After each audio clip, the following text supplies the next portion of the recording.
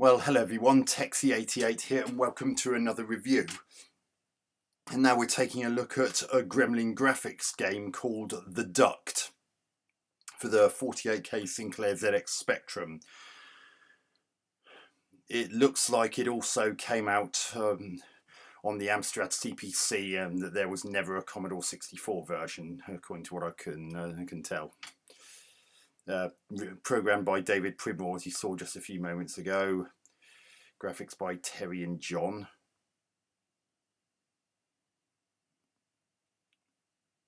Now, this is an interesting one because this game was never actually released singly. It was only available on a Gremlin Graphics compilation called 10 Great Games 2, which, as well as the Duct, contained Auf Wiedersehen Monty, Samurai Trilogy, Mask 1, Jack the Nipper 2 and Coconut Capers, Convoy Raider, Basil the Great Mouse Detective, Death Wish 3, Thing Bounces Back, and The Final Matrix.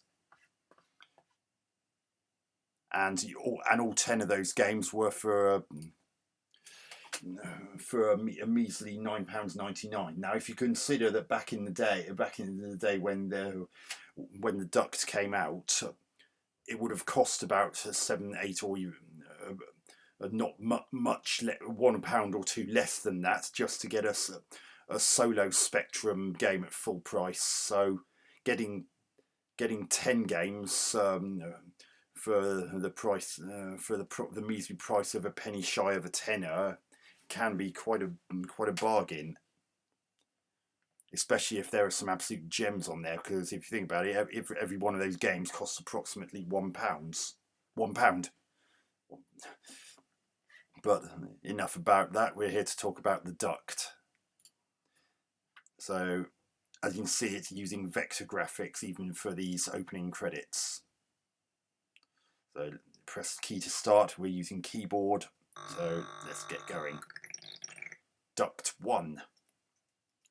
And the keys are Q and E for left and right.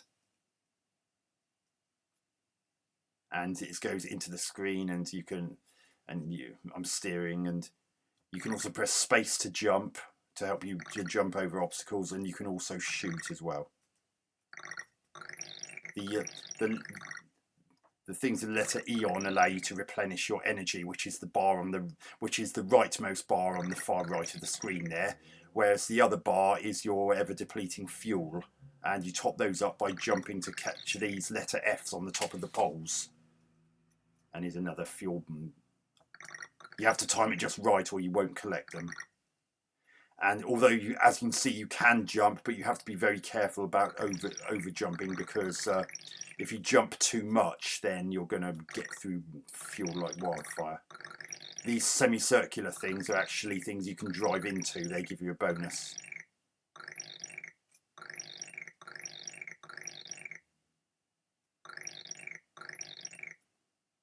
Quite clever for an 8-bit computer with as many manifold limitations as the ZX Spectrum.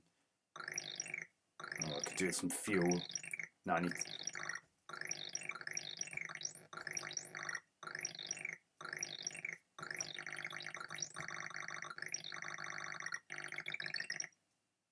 Yeah.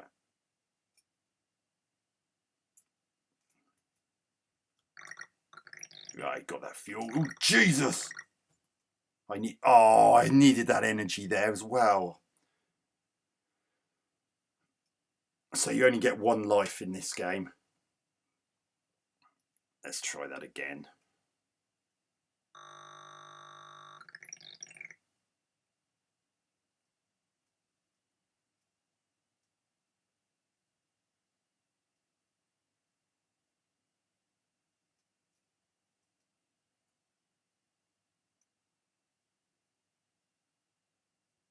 Oh, you can. Oh, damn it, I didn't position myself correctly there.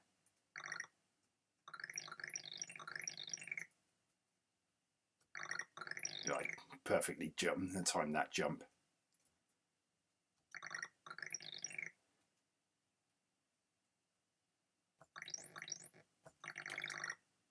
I can see I was able to shoot one of those some ball things.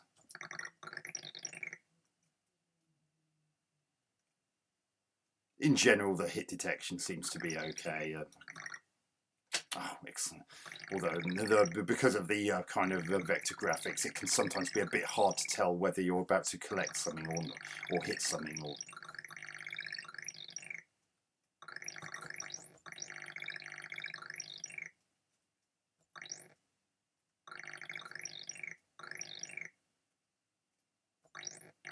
so it is possible to shoot the bonus things, so don't fire wildly. See, I was pretty sure I hit them. Damn it! Yeah, and you have to go through those V-shaped things, because if you don't, you're actually going to crash into a wall. That is, yeah, that can be a bit confusing if you're not used to vector graphics, because obviously everything's with vector graphics like this is see-through. We are still quite a few years off having rapidly moving solid graphics, and I mean, I know that there were the first of the Freescape games, Driller, came out the preceding year, but even that had frame rate issues because of all the solid polygons it was having to deal with. I mean, I have, as you know, I've actually reviewed all three of the main 8-bit computer versions of Driller, and considering what the Spectrum in particular had to cope with, it's a miracle that it managed to cope as well as it did.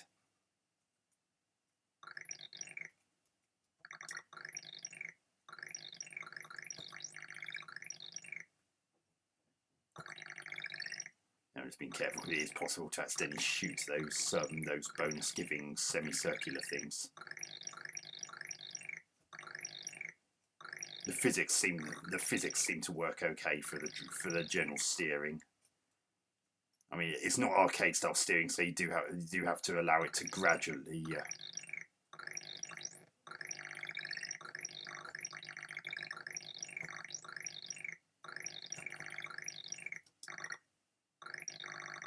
Damn it! Can't take much more damage. Oh, darn it! Missed the fuel. Do I need these? See, look, there's a little bit of frame rate drop there. It's a bit too much on the screen.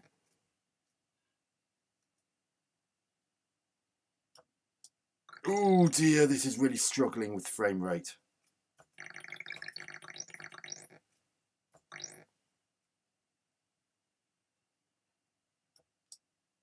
Yay! Made it to the second duct.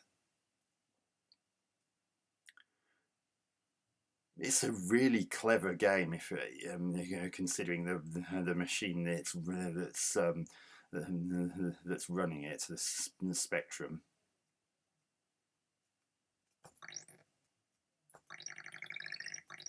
Oh, damn it!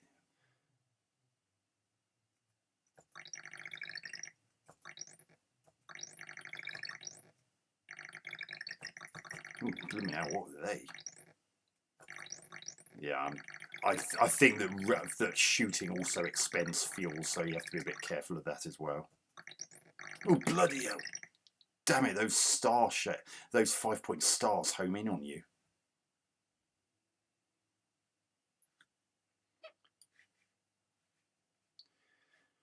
So I think I'm going to end the review there. So that's Gremlin Graphics' 1988 game, The Duct, for the 48K Spectrum. Quite an interesting title, and quite a lot different to the kind of thing that that you might have been seeing elsewhere for the machine at the time of release. Graphics, well, they're vector graphics, and by and large, they move and animate smoothly enough as they come out of the screen towards you.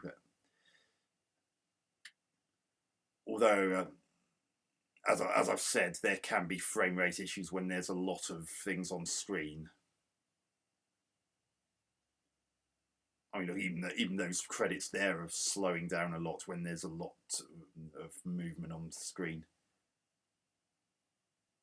See, look how much slower that is compared to when it was just showing the words "The Duct."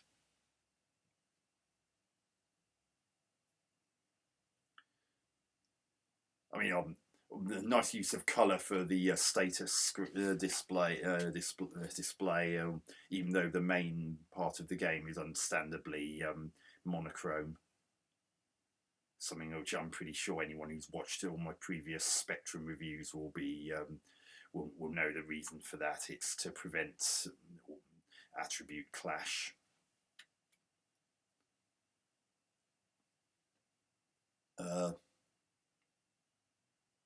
Sound, well, there's quite a bit of sound. There's no engine sound, but there's sounds for when you fire, jump, and when you shoot things, and the explosions as such as they are, and the like. And I can't really fault the sound for a 48K Spectrum. It's not overly annoying. It's just enough to be there, and it's still better than having deathly silence. Gameplay, well, as I said, there can be frame rate issues when there's a lot on the screen, and that can sometimes lead to you over or understeering, because there's a little bit of run out of steering when you release left or right. It doesn't suddenly stop going in that direction. It gradually eases off, a bit like in a real car would.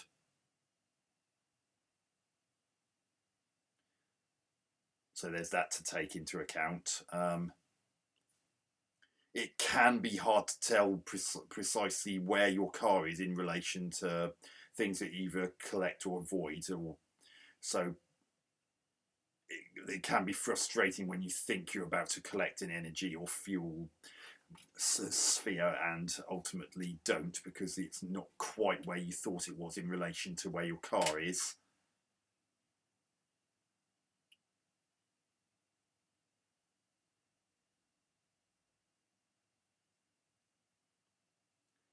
And I doubt very much that the Duct is a game that you're going to play for excessively long periods. It's probably one that's best enjoyed in fairly short bursts. It's not a disaster. It's just not a game that you can really play for hours on end and not find it start to get a little bit too much of a muchness. So I think I'm going to give the Spectrum version of the Duct 7 out of 10. Especially as it would have only cost the equivalent of just under £1 in 1988 money, because, as I said, it was only available on that 10-game compilation. It was never released separately. So anyway, I hope you enjoyed that review. Hope to catch you on another video soon. Texie88 out.